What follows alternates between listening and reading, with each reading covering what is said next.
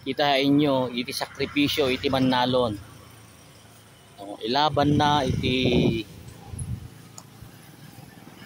talon na, kasto iti namayanan, tapnon ti kasta, makaraos lang iti panagbiag na. Kitain nyo, iti sakripisyo na. Kitain nyo, iti kinalawa, iti inubra na. Luluwa ken tuok, tin na napadpadasan. Tapnon iti kasta, mayaon na lang iti pamilya na iti kinarigat. Kinada iti pagpabasa na ti anak na. Inubra na, numanong aldaw na dayto nga inubra.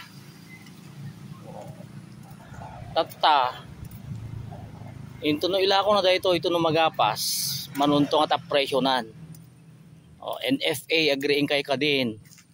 Taadon ti agsangsangit, nga pada nga mannalon iti mapaspasamak iti presyo iti irik. Kitain nyo kakabsat, makonsensya kay kumamot iti mannalon ta iso ti pagsadagan kuma yung awam mat inruruman nyo mat ad-damot nga pinarigat yo iti mannalon kakabsat. Kitain nyo sinamayan na tapton ti kasta makabayad lang iti utang na. Makabayad pa nga utang na, umutang tumanin, tapnon iti kasta dan tuman pagtalundan. Gasin nyo, dahito yung sakripisyo mi nga mannalon. Tapnon adalang iti pangsuporta mi, iti pamilya mi, iti panagbiag na. Awanin. Saka ito lang ngatan agbalaw, kakabsat, into nun awanin iti agtalon.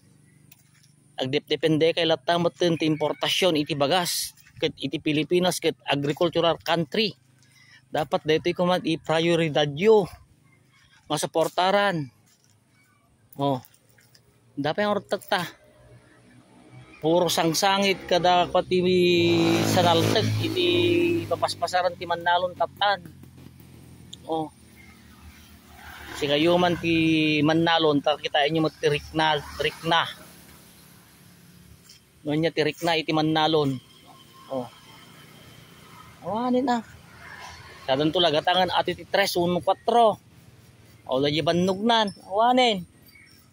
Kita nyo kakabsat iti napasamak kinda iti talon na inlaban na. Tapnon ti kasta dalang ti pagpabasa na. Maragsakan kayo. NFA. Tagta ko maiti paragraira yung aggatang kalamidad kasi kay iti pagipanami ko may iti produkto mi awam but ingganto ta naka-close kayo pa lang bagka nya itag sel do kay latta dita nagtugtugaw